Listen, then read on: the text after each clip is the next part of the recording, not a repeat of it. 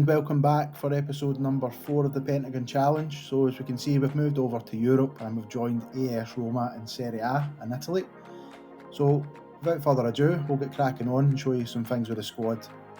Let's get a look at the league table first of all. So we're sitting in 7th place at the moment. We're only 2 points off of the Champions League spots.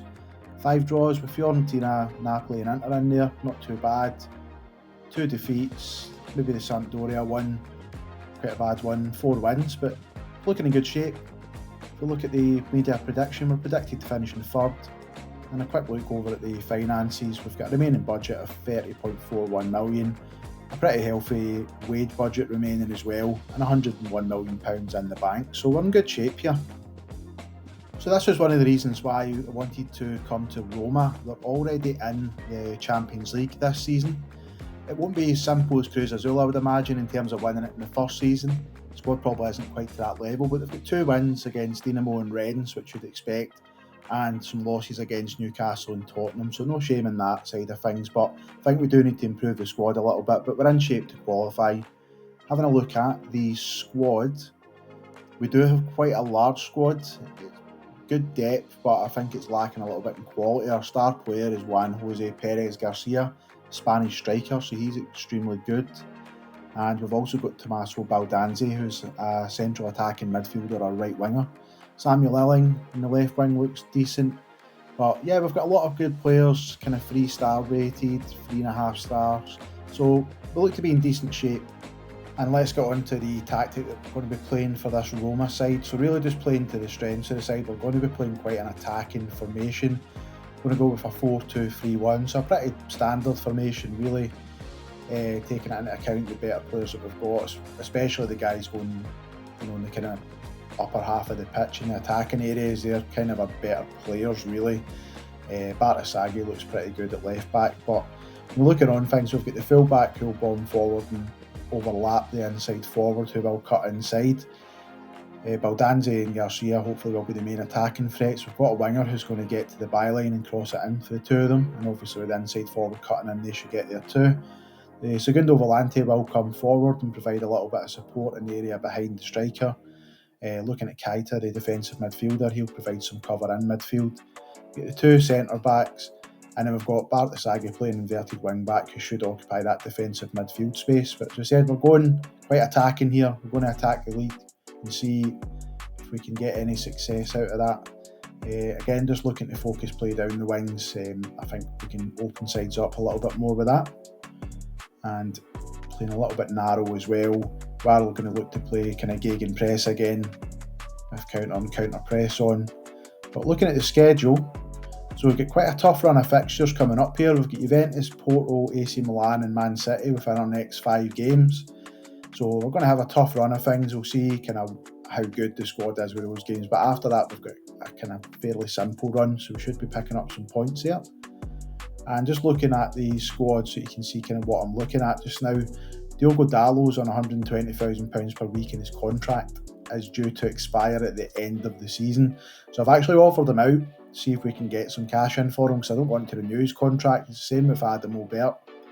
So I think if we can get some money in for them, they'll be replaceable in the January window in a month and a half's time.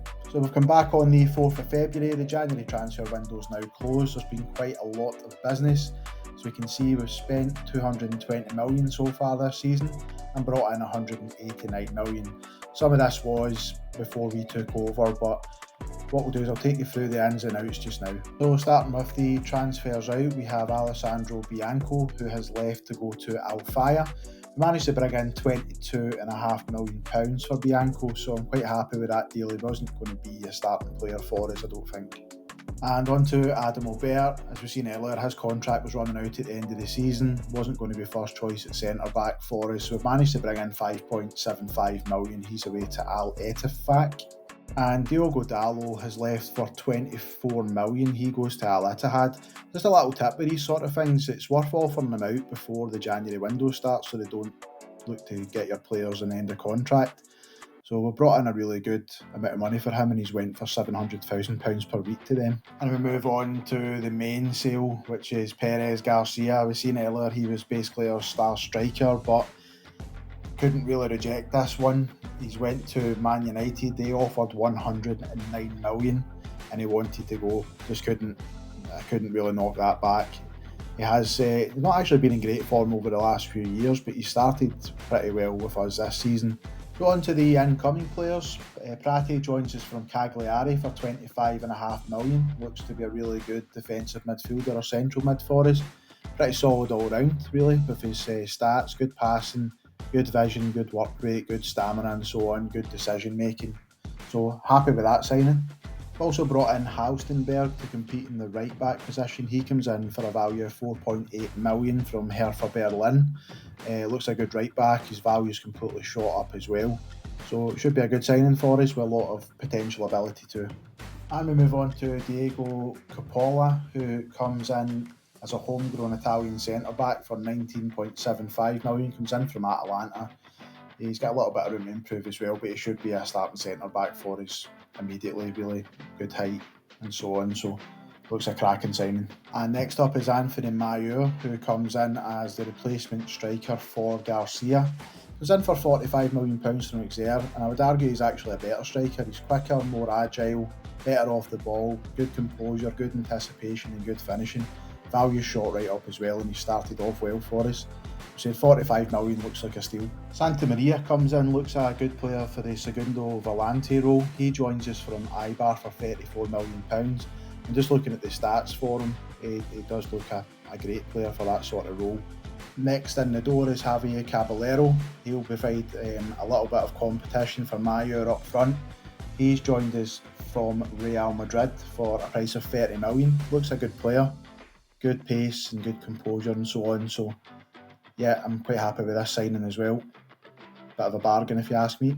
And on to the final player that comes in, it's Tommaso Martinelli, who joins us for £18 million from Fiorentina. He's homegrown in Italy, so it'll help with the registration, but I also think he's a far better goalkeeper than anything we've got in the squad already. So Anthony Patterson was the first choice, but I still think he was really up to the task for us. So Martinelli looks a very good signing and probably will be our starting keeper for the duration of our time here at Roma. So just to catch up with the performance, we're still on the 4th of February and just how we've been getting on since we took over the job. So we took over playing Juventus, we beat them 3-1, we then lost to Porto and Milan. So following on for that, we've had a good run of form. We actually beat Man City 6-1 in the Champions League at home. The Man City job was actually available, but I didn't fancy it.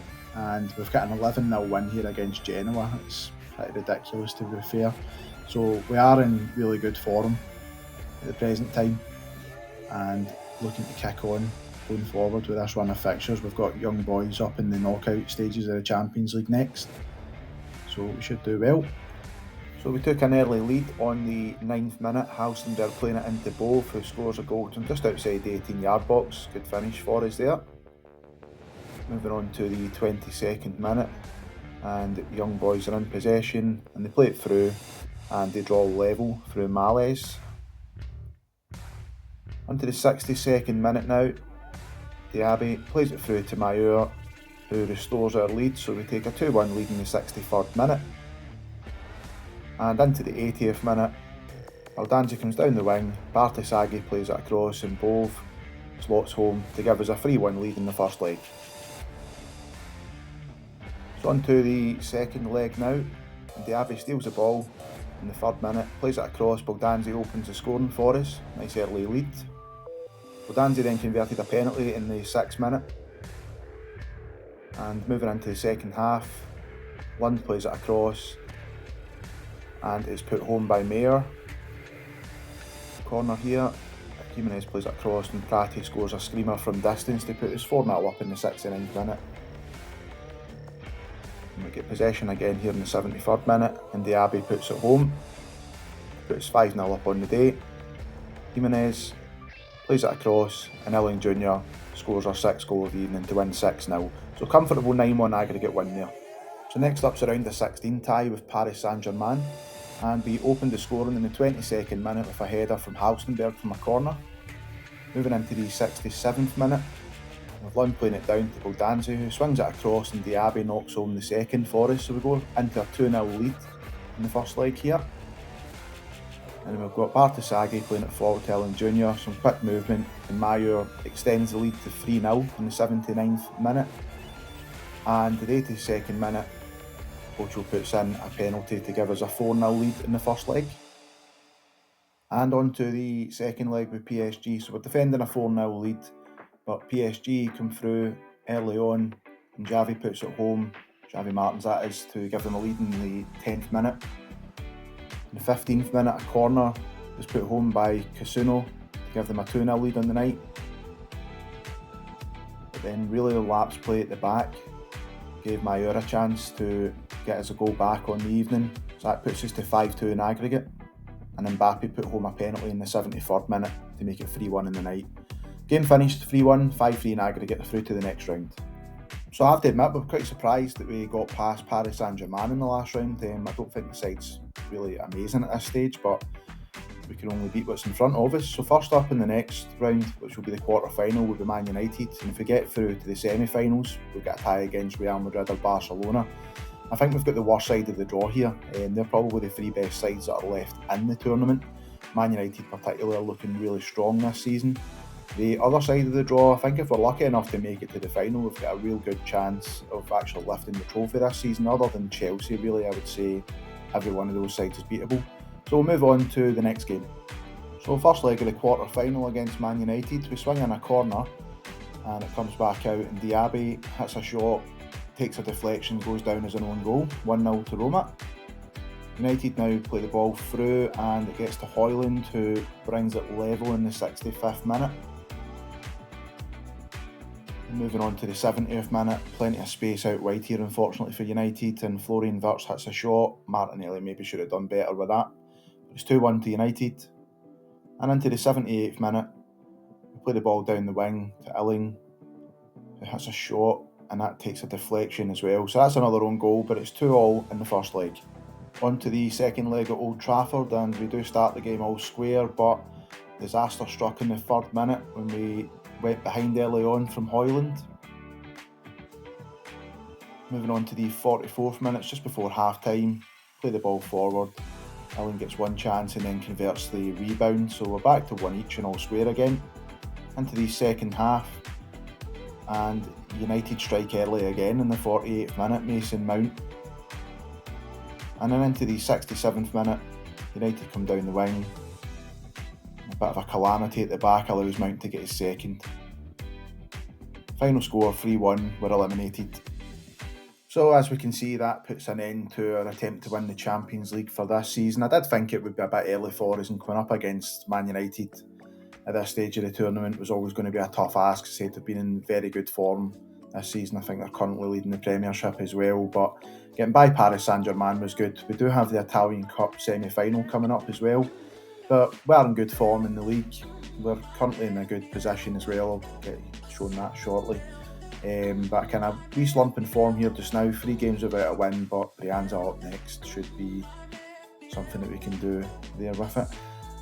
In terms of the league table, we're sitting in 3rd place. As I said, we're pretty much guaranteed Champions League football now, quite far in front of the team in 5th place, so we'll move on with the rest of the season. So the season's now came to an end, and as you can see here, we finished it off with a massive 8-0 win against Sassuolo. It just wasn't enough for us to win the league though. We finished 2 points behind Inter Milan. They had a couple of tricky games to finish off the season, but we managed to do really all we could do at the end of the season, winning all of our games. We were just too far behind and had a little bit too much to do. Now we did go on to win the Italian Cup against Inter Milan, so we did get a little bit of revenge in respect to that, despite losing the second leg against Juventus. But we won the cup final quite comfortably against Inter, winning 4-0 on the day. So food for thought in terms of what we do now. Do we stick where we are, or do we consider the Man City job which has become available? The only bad thing with that is that they finished in 6th in the league, which means that they don't have a Champions League spot currently. That could change with United playing in the Champions League final. I don't really know how that works if our next position gets it.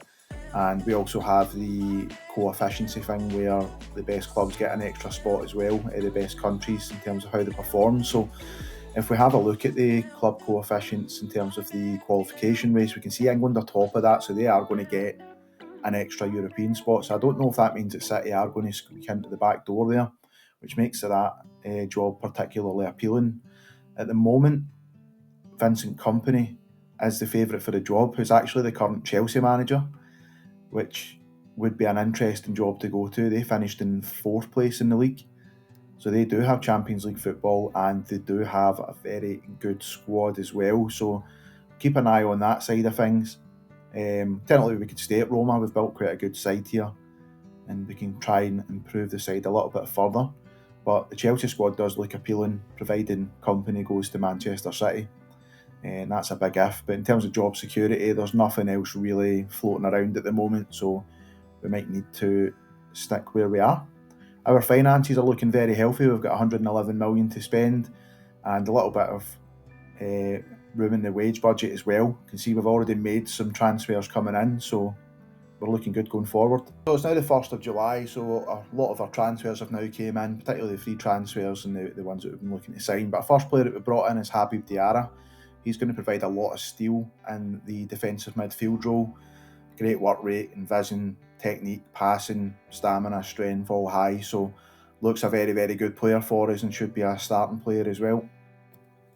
Next in the door is Paul Lopez. He comes in a free transfer from Paris Saint-Germain. Wasn't really getting any game time with them. Looks a good left winger for us. Pretty good physical attributes. Comes in as a fringe player, so he won't be too upset and not playing too much, but he does provide a little bit of depth for us and looks a good player for our level. Next in the door is Matteo Ruggeri, who is an Italian left back, so helps us out with the homegrown quota. Looks a very, very good player. He comes in a free transfer from Arsenal as well, so very happy with this signing. Will provide great competition at left back and might even be our starting left back going forward. Good player traits, great physical attributes, great mental attributes, and pretty good technically with really good crossing, so very happy with this one. And we also welcome Chadi Riyad to the club as well. He comes in on a free transfer from Barcelona. Provide competition at centre-back, again pretty solid physically, pretty solid mentally as well, and really got everything we need for a centre-back with good heading, marking and tackling there. So happy with this one. He'll provide a little bit of depth, comes in as a squad player, so we'll be happy to have a little bit of kind of minimal game time.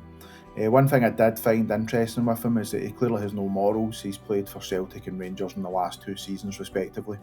And next player in the door is Duarte Nogueira. He, very similar to Chadi Riyad, will provide more cover at centre-back.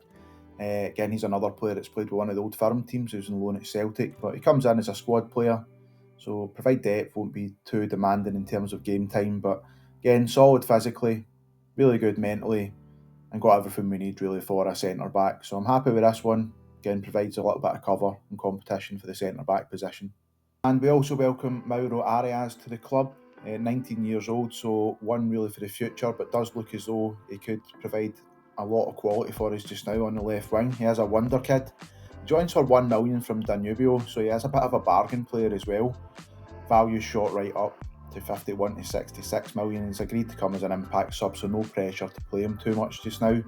But yeah, looking at his the sort of quality that he brings to the club, he was worth kind of taking up the non-EU player swap for us as well this season. But generally speaking, physically, he's pretty quick, with room to improve. He's got good dribbling and crossing, good first touch, good off the ball, really good flair. So I'm very happy with this one and might even be pushing for a starting spot early. And we also welcome David Serretti to the squad. He's a right winger who comes in for 10 million from AC Milan. To be honest, we don't really need him as much, but he does look a good prospect with 5-star potential ability at the age of 19, and does also help to fill the homegrown quota for the club.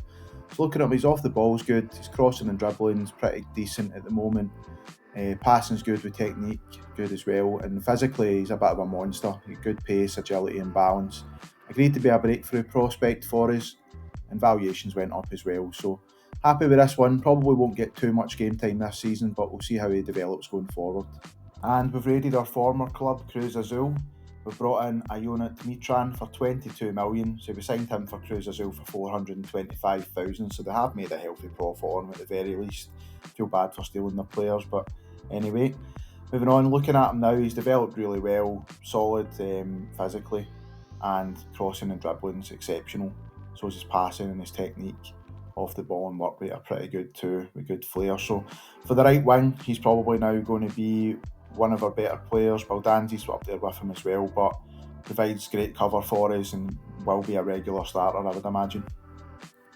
And so we move forward now to the 25th of August. We've now got our Champions League fixtures in for the group stages. Doesn't look overly bad. We play Young Boys again in the first fixture. We've got Spurs away from home, which might be a tricky one. Dortmund at home, Leverkusen at home, Ajax away, United at home, Stuttgart away and Slavia Prague away. I'd be disappointed if we didn't make it through, at least to the playoff section, but I think that we could probably get through automatically. So we're now at the 2nd of September, the transfer deadline has now passed. I'll just show you first of all how the schedule's been for the opening part of the season. Did have a disappointing 0-0 draw away with Fiorentina, but we've won all of our games since, which currently sees us sitting in second place in Serie A, just behind Napoli. So we'll see how we get on going forward with this side of things, but we'll have a look and see in terms of transfers who's left and who's came in as the window closed. So we did make a lot of money this year, 286 million from transfers out. We'll go through some of the big ones. So Moussa Diaby, who was a right winger last season, has left to go to Al Hilal, £800,000 per week for 89 million. Douda Keita has left to go to Manchester City. He was playing defensive mid last season, but 55 million is a good price for him. Evan Ndika was a starting centre-back last season, goes to Al Ahly for 40.5 million. Wanted to leave, so didn't want to stand in his way. Nikola Zalewski is one of two players that moves to Napoli from us for 26.5 million. He's a left winger. Logan Costa was a starting centre-back last season, but he's now moved on to Villa for 20.5 million, rising to 25 million. Anthony Patterson was our backup goalkeeper, who I didn't really rate too highly. Newcastle offered 18 million, rising to 24.5 million, so really bit their hands off for that one. Christopher Lund is kind of surplus to requirements with Frigeri coming in and having Batasage at left back as well. So he left to go to Benfica for 17.75 million. Lucas Roman's one of our other wingers that's gone to Napoli, plays in the right wing for 11.5 million. And the rest of the sales were kind of smaller value ones, but Napoli seem to have a real affiliation with wingers this season, so they bought the two from us. They've also brought in Darami, who's a winger, and also Cole Palmer, who's likely to play right wing and cut inside, so seem to be going a little bit daft on the signings of wingers, but seems to be working for them since they're top of the table at the moment. So back to the ins for us. We left off with Mitran earlier, but we brought in Seamus O'Reilly to play as backup goalkeeper. Looks pretty good, could actually start for us, but he comes in fairly cheap from Arsenal for 5 million. Maximilian Friedrich costs just under 20 million from Bayern. Provides cover at centre-back, good jumping reach, pretty tall, good heading ability, good tackling ability, so looks a decent player. Ruben Coppola joins from Napoli. He's really been our big signing for 40 million. He actually came through the Roma Academy before I came here, and Roma sold him to Napoli. I brought him back because we needed some homegrown players, and he looks a terrific centre-back for us. And last player in is really one for the future. We might not actually see him here, but it's Rob van der Heyden, a 16-year-old Dutch player with bags of potential, comes in for 2 million. So we'll see how this helps us progress going forward this season. So we played through now to the 10th of November. I just wanted to come back and show you some of the best players in the world from the list that's came through. So Simon Fixel plays for Man United and looks to be probably the best midfielder in the world. I'm surprised he's only number 5, but one familiar name that came across was Montesino, and if we look into him a little bit more detail, this is the striker that we signed for free for Marumo Gallants in the very first video. He looks absolutely incredible now. So we got him for free, and then he went on to Porto, and now he's moved on to Paris Saint-Germain, but he looks a great player. Looking further through the list, we can see Garcia, who was sold to United last season for 109 million. He's made the list. And further through the list again, you can see there's another United player appearing on there. It looks to be another new gen. Sam Moore looks a ridiculously good centre-back, so it's no wonder we lost to them last season, but through the list, we don't have any players on it at the moment. Hopefully that can improve going forward. Just a wee update now for the season so far. So we've got to the 26th of January and we have finished the group stage of the Champions League. So we came out of it with 6 wins, 1 draw, and one loss to Man United, so they're proving to be a bit of a nemesis for us in this journey with Roma at the moment. 2-0 loss, but we did see, what a good side they are, particularly. So job security wise, there's still nothing available for us to go to at this stage of the season, so we're going to need to stick with Roma, it looks like, for the remainder of this season at the very least. Finance wise, we're extremely healthy, over 250 million, a lot of wage budget still left as well. If we look at the squad just now, get the players being rested, but the season summary so far for injuries: Baldanzi, Jimenez and Halstenberg have missed 3 months of the season already. Now Halstenberg and Jimenez are actually our two right backs that compete for that slot, so we've been having to play a youngster in there who's not really great, but he's been doing a bit of a job for us at the very least. If we look at the league table, we're currently sitting behind Napoli, 6 points behind with a game in hand. We've been drawing a lot of games, which has been a bit of our downfall. So we made a little bit of a change to the tactic. We're no longer playing with the attacking midfielder, and what we've done is we've pushed them into play as two up top. So kind of similar formation. We've got the defensive midfielder and the segundo volante. Kind of went back to the Cruz Azul tactic with the cautious mentality and the inverted winger, with the winger on the other side. So we've got the wing back who will overlap the inverted winger on the left, and on the right we've got the inverted wing back who will tuck inside and provide a little bit more depth in the attacking midfield role to help out with the support going forward, and the volante will be bombing forward as well. Defensive midfielder will sit a little bit.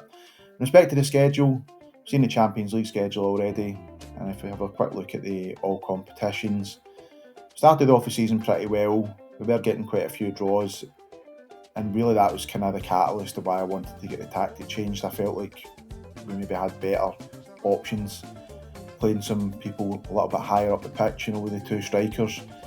Cagliari game was a bit of a highlight, but losing to Napoli's not really helped matters. But all in all, we're doing alright so far this season. We're doing quite well in the Champions League, so I can't have too many complaints. That's really where the focus needs to be, and we'll see where we can go going forward from here. So it's the last 16 of the Champions League. We drew Arsenal, and this is the first leg at the Emirates. Odegaard hit a shot in the 20th minute, which took a deflection off of Diarra and goes down as an own goal. Saka then doubled the lead with a penalty in the 40th minute, and the game ended 2-0 in the first leg. And moving on to the second leg with a mountain to climb, we're at the Stadio Olimpico. By the 9th minute of the game, Mitran plays it across, Caballero's there to poke in the rebound, so we've got a goal back, and then from a corner it's played back over to Mitran, and Bartasaghi plays the shot in with Arias just getting the last touch. And in the 81st minute we move forward and Mayer slots home to put us 3-0 up. So we move through to the next round with a 3-2 aggregate win. And so we can now have a look at the draw for the quarter-final stage, and we're up again against Manchester United. Although if we do get through that tie, I fancy our chances in the semi-final, which is going to be either Newcastle or Monaco. So I think we've done well with that side of the draw. The other side, we've beaten Paris Saint-Germain previously, and we've beat AC Milan in the league as well a couple of times. So I think we might have a chance this season. Really, the big game's the next one coming up against United, so we'll see how we get on with that. So the first leg against United is at Old Trafford, and in the 32nd minute we've seen the first goal of the game, which came from Baldanzi, who puts us 1-0 up. But moving into the second half, United on the 55th minute tapped in at the back post from Højlund. Game finishing 1-0 in the first leg. And the second leg at home started off with an early goal in the 7th minute where we made an absolute hash of it at the back, and Perez Garcia punished us, put United 1-0 up. Moving on to the 17th minute, we attacked down the left and eventually played it in for big game Baldanzi to draw us back 1-1. United then had a free kick in the 42nd minute, played it short, came through, and Martinez blasted in from the edge of the box to make it 2-1 to United. 76th minute we attacked down the left again. Arias plays it through and Baldanzi gets his second goal of the game to bring it back to 2-2. And in the 77th minute we then play through again. Baldanzi plays it through to Diarra to put us 3-2 up. And that was enough to send us through 4-3 in aggregate. So on to the semi-final first leg. We're away from home against Newcastle, and it took until the 89th minute for Caballero to open the scoring for us and give us a 1-0 lead. And then in the 95th minute, we really handed Newcastle a sucker punch with Baldanzi netting to put us 2-0 up, and that's how the first leg ended. And on to the second leg at home, we're defending the 2-0 lead from the first leg. So we play it through and Caballero opens the scoring to give us a 1-0 lead in the 59th minute, and that's how it ended, with a 3-0 aggregate win. So a really strong result for us then, puts us into the final, and we can see now that we're up against Leipzig in the final, who have put Bayern Munich out 6-5 on aggregate. 97th minute goal. Bayern also scored in the 97th minute, so a really weird injury time. So before we got on to the Champions League final, just wanted to show the draw that's came through for the Club World Championship. For some reason we're actually in this, I'm not really sure why, but we can see that Sendai are in it, our former club. We can also see Marumo Gallants are in there, so there's us, Roma. And if we go a little bit further down, Cruz Azul are in there. So all 4 clubs that we've managed so far are going to be competing in the Club World Championships, which is pretty cool. And so we're on to Champions League final day. And the 35th minute, Jimenez swings in a cross and Caballero opens the scoring for us, put us 1-0 up. And a corner in the 43rd minute, and Coppola puts it in to put us 2-0 up. The 54th minute, Baldanzi's running down the right, swings it across, and Mitran extends the lead to 3-0. Moving on to the 67th minute, and Seshko scores a corner of his own for Red Bull Leipzig, and Arias puts in an absolutely stunning free kick. That now brings us to injury time. Leipzig are still trying to bring the ball forward, put it wide. But that's full time, and we have managed to win the Champions League with Roma. So we've now finished the European leg of the challenge. Need to see where we can move on to from here now, but it's obviously going to be South America. It's just whether it's going to be Argentina or Brazil. But tremendous result, really good season for us, and you see the boys lifting the trophy, and I'm quite happy just to stand there in my shorts and t-shirt and celebrate with them. And let's just finish off then with a recap of the season. So as we can see here, we've picked up the Champions League with Roma, that 4-1 win against Leipzig in the final. So we are European champions. You can see in the league, we ended up winning by 11 points in the end. And we also won the Italian Cup as well as the Italian Super Cup. So really clean sweep across the board. We've got the Club World Championships coming up. I might not be here for that, but if we have a quick, kind of more in-depth look at Serie A, Caballero was third top scorer. Lorenzo Luca, who's always one of my favourite strikers in this game, finished top scorer, but pretty well done from Caballero. He doesn't play every game. I tend to rotate the team around a lot, so if we just have a kind of look here at the full breakdown of the league, 114 scored, 33 conceded. Napoli had a little bit of a collapse at the end of the season, so we can see Juventus actually ended up in second. 4 losses in the last 5 games for Napoli. If we look at a more detailed list of the goal scoring for the players, so kind of average minutes per goal would be a good one to look at. So we get Esposito, who's top of that, but Caballero really had a great season, an average goal every 90.22 minutes. We see a lot of time that he spends coming off the bench for Mayer, but eventually became probably our starting striker and our better striker in the end up. So looking at the average ratings for the squad, a lot of players in green. Mitran was probably our best player this season. The amount of goal contributions he got is quite frightening really. Caballero, top goal scorer with 30 goals. Mitran and Mayer then kind of back him up with Can Utsen. Baldanzi missed quite a lot of the season, but we seen was very, very important in that Champions League run. We'll be leaving the club in great shape. A lot of money left over for whoever comes in to take over the job. If I have a look and see what's available just now, there's not much on the market at the moment in terms of Argentina and Brazil, so we might need to hold off to see if anyone gets sacked over there, because there's nothing really sort of in the Premiership side of Brazil or Argentina, so we'll just need to see kind of what comes from there. But that'll wrap up the video from here. Again, thanks very much for watching, and don't forget to like, share, comment and subscribe. Thanks again.